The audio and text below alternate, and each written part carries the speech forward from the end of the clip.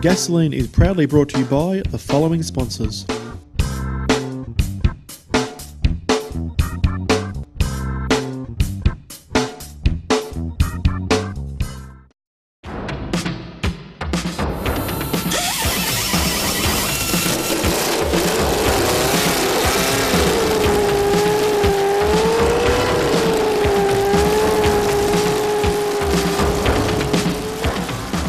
Coming up on tonight's episode... So these motors, they roughly produce about 8,000 horsepower.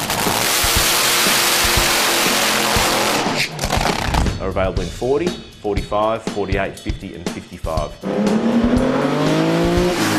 Is this extreme top, so you're taking advantage of all your filter area, not normally this outer perimeter here.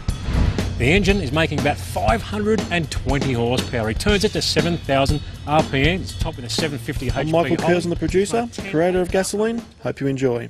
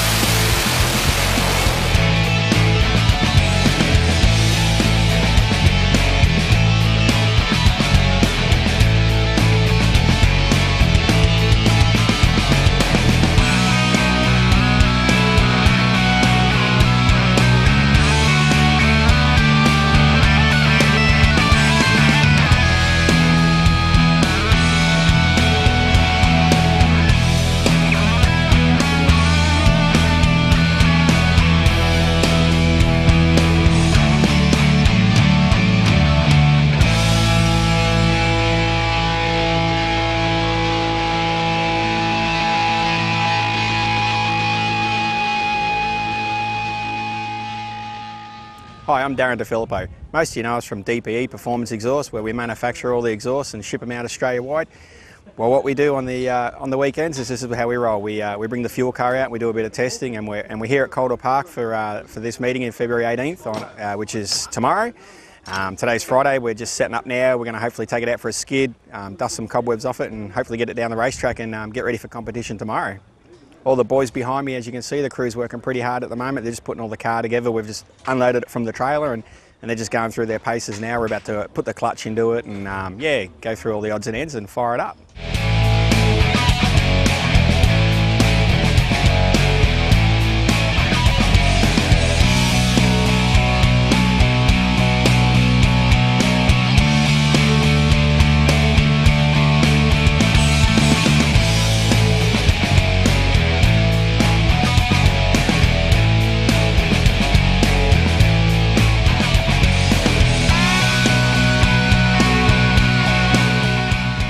So these motors, they roughly produce about 8,000 horsepower. So what we do now, we'll warm it up, retension the cylinder heads, make sure the clutch adjustment is 100%. And then after the run, we'll come back and we'll actually take the heads off, the blower off, the clutch out of it, and actually rebuild the whole engine. Go through all the measurements, make sure all the motor comes up pretty clean. And then what we do is put a new set of rods and pistons in it, go through all the main bearings, make sure the heads are okay, put them back on, check the blower, put a new clutch pack in it, and we're ready to run it again. But normally what we do is 3 runs on an engine, and then we'd probably like to pull it out anyhow just to make sure all the internals of the motor hasn't starting to come away, like on the cam timing and all that gets pretty critical in that area. So you do a few runs on them, it's always best to pull them out and just go through them all and check them all out 100%. Let me know when you're ready. Right, I'm ready now. I'm ready. Just pulling the rough cover off, just to allow us access to the manifold bolts. We're pulling the manifold off just to allow the clutch guy access to the clutch. It's a bit easier without the blower. Take it over the back there.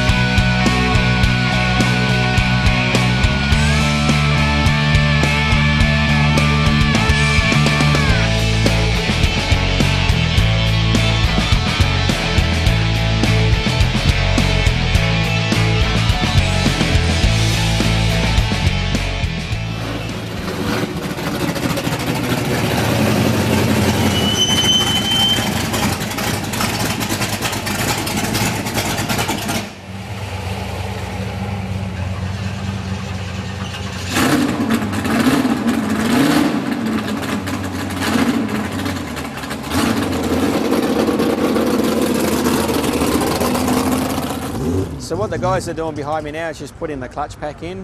Then we obviously, once the pack's in, we put the hat on it, tension it all up, bell housing goes on, and then we set the gap up 100%, and then yeah, we're good to go. What we do in transport, we actually take the clutch out of it. So we sit the flywheel on the back of the engine, sit the bell housing back on, but it takes all the weight off the back of the crankshaft. So if you can imagine 5 clutch plates and 5 floaters sitting on the back there, all that weight bouncing around in travel. So cranks don't like it. So yeah, that's where it's putting the pack in now and yeah, getting it ready.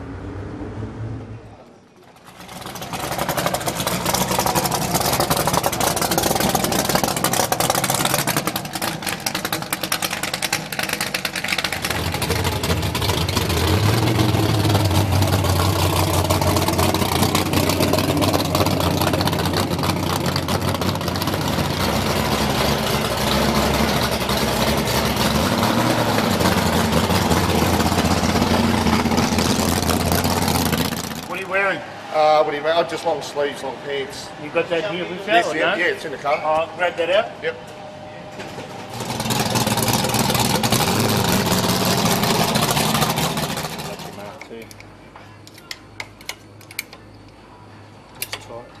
So you might have just seen us all working on the clutch there. What we're doing is setting our gap up, and the gap is what we set between the clutch and the floater plate.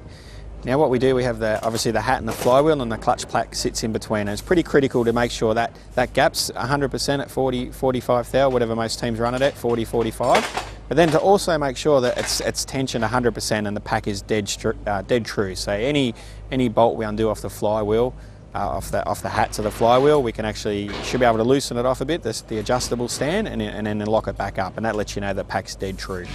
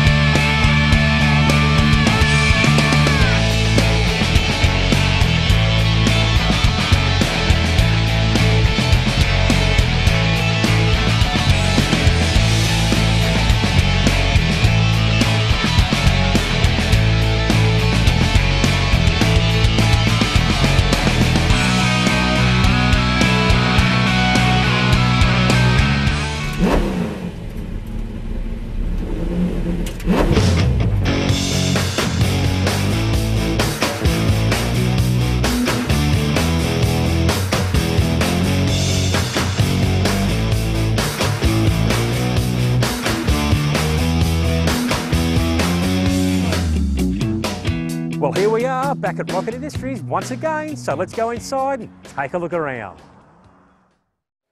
Well, making horsepower is all well and good, but you've got to make sure you look after your engine and protect it. I mean things like air filter. When the air enters your engine, you've got to make sure there's no contaminants, no dirt, dust, or even stones. You get any of that in there and that thing will wear out in no time. And that's where your air filter comes into it.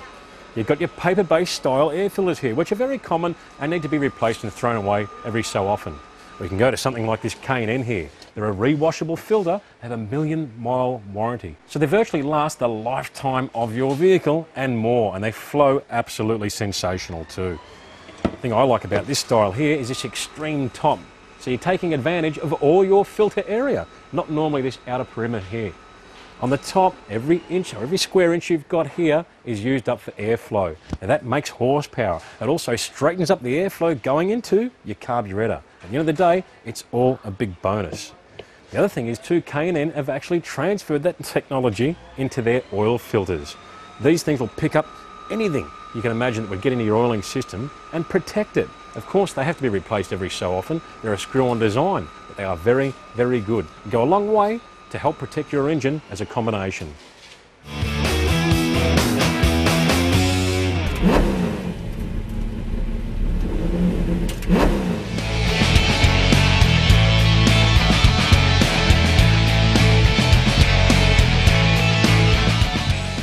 So we just finished putting the clutch in it, put the blower back on it, put all the push rods in it. Filled it up with fuel, primed the oil, so we're just getting ready now to fire it up and make a bit of thunder down here at Calder Park.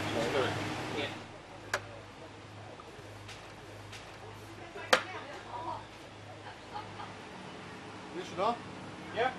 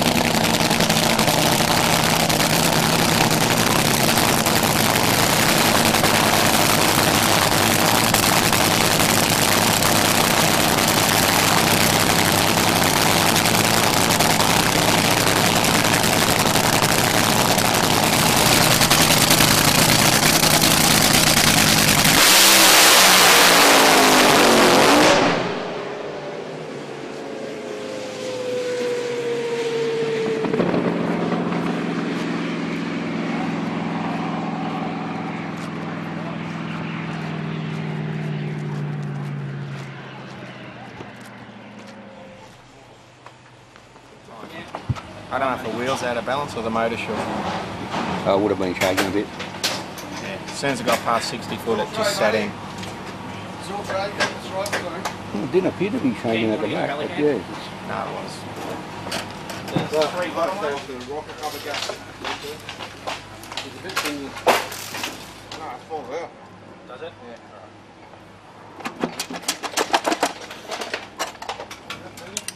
Wait, take the blower off.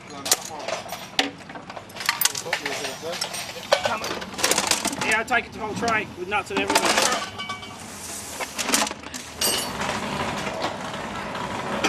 So like most race cars, there's a few gremlins in them. That's why we're out here testing today. Had a bit of a fuel issue. We burnt out all the spark plugs out of the motor, but that's how these nitro engines roll. And yeah, we'll get it ready for next run and see if we can get our fuel pressure problem back and get it on.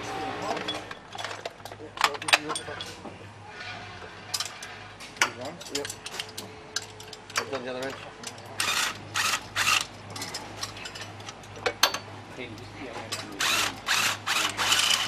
Section places. You know, his head's getting off.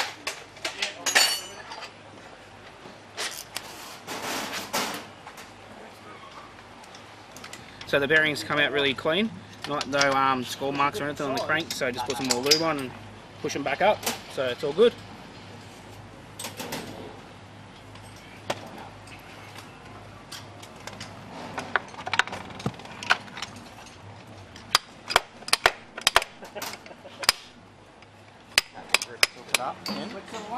Yep, back. Yeah, okay. Sorry, that bearing come out, so take it away. Brand new clutch.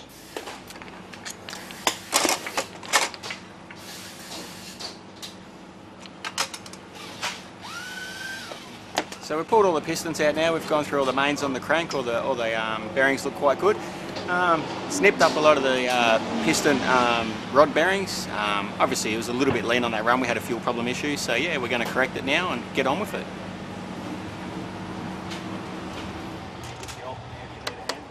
No, I'm right.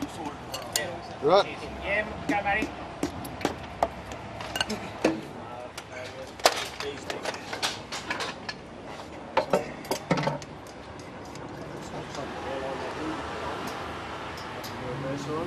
Yeah. Yep. Grab your paper. Oh, you're on this side, aren't you?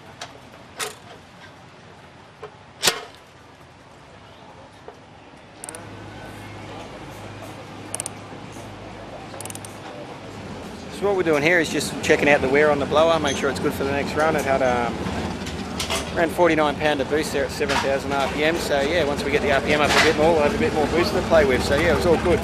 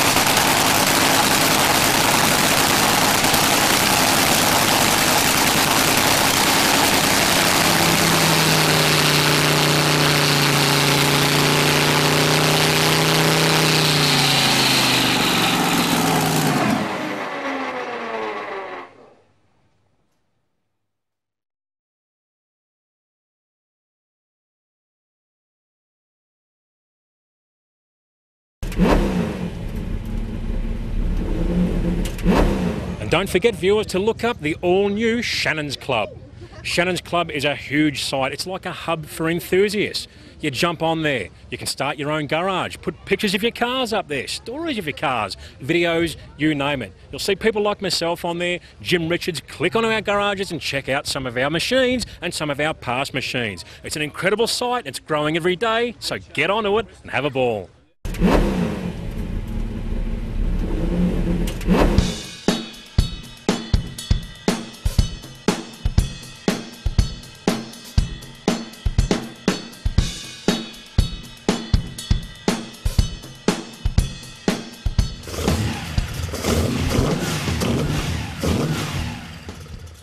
Okay, so one of the most common questions I get asked is what carburetor should I be using on my engine? Now, unfortunately, it's not as easy as that. There's a few things we need to take into consideration. One being the size of the engine. So is it a small 4-cylinder, a large V8? What's the car going to be used for? Is it going to be a nice Sunday cruiser where it's mainly going to be low RPM? Or is this a dedicated race car where you're going to be seeing sustained high RPM use? The configuration. So side draft, down draft, twin barrel, even some triple barrel 40 IDA 3C carburetors like fitted on Porsches. But a lot of the time, all these things need to be factored in to see, what's going to work best for my application. So one of the great things about Weber carburetors, particularly the DCOE range, which is the most common and popular, is the fact that we can change the venturi size. So here's one that's 40 millimeters, the largest for a 45, and here's one that's 28. So obviously the 28 mil is going to create much higher airspeed, which means more torque down low. The downside is that if you go too small, it's going to limit your upper end horsepower. The large one, yes, it's going to flow a lot more, but you're going to sacrifice a little bit of bottom end torque.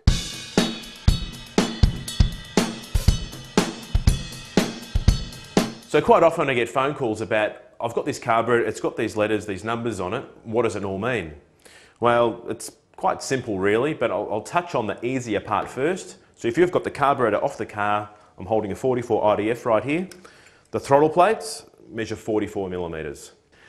The letters are a little bit harder to decipher, not all that important, but just for a bit of trivia, a DCOE, obviously being originally Italian, D meaning doppio, so double, C meaning corpo, throat, O meaning orizzontale, so horizontal, and E meaning there's a cold start mechanism. So there's your DCOE Weber carburetor. So let's just pop out the back now and we'll see what's going on out there.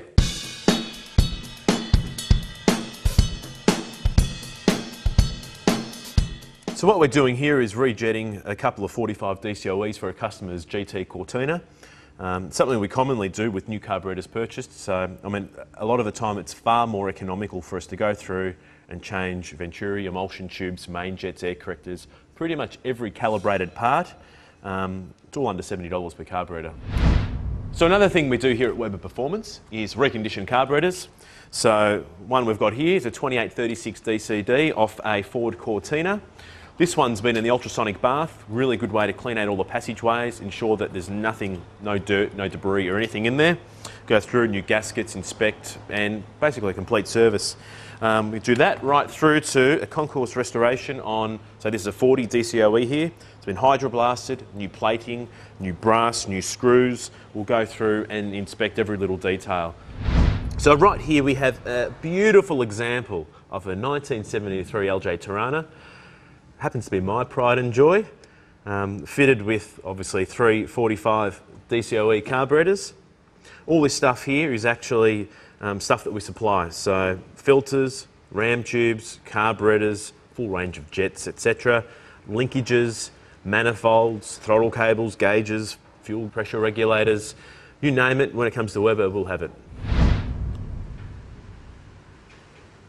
So here we have a customer's 1965 Mustang. It's fitted with a 289. We've actually just removed the Holly and fitted 444 IDF Weber carburetors, obviously with new manifold, linkages, fuel system, etc. This was an interesting one because the customer wanted to keep the original brake booster configuration.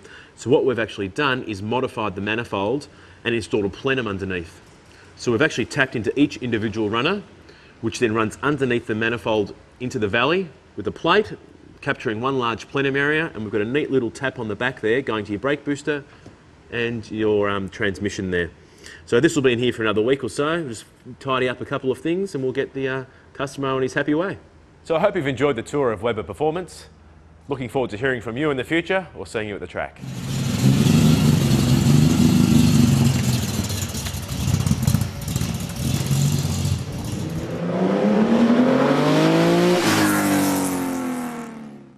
You're watching Gasolene.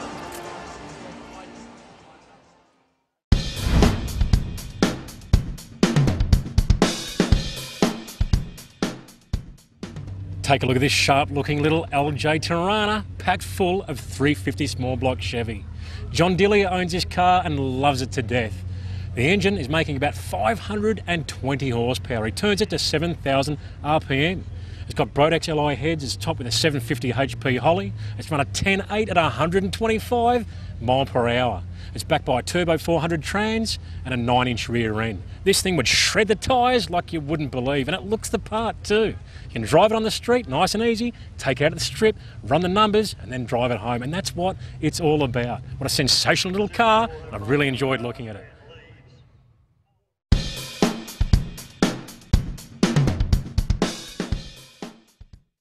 Well, I hope you enjoyed the episode, and remember, Gasolene is made for people just like me and you, car enthusiasts. And to keep the dream alive, we need as many people tuning in as possible. Spread the word, tell people at car shows, jump on car forums, tell your mates, and remember, we're Australia-wide now, so it's 74 metro and 64 regional on 4Me. We love doing this show, and we need your help to keep it alive. Anyway, I better get back to working on Project Warhorse or she'll never get finished.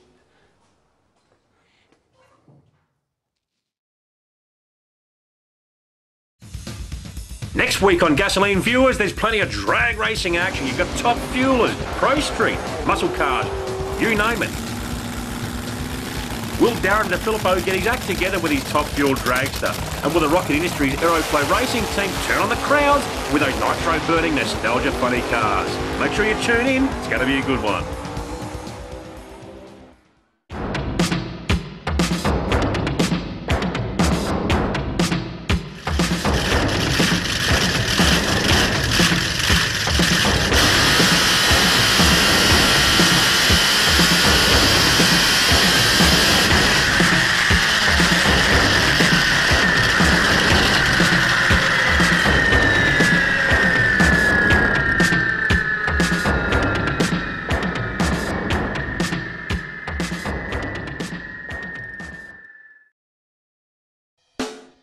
Gasolene is proudly brought to you by the following sponsors: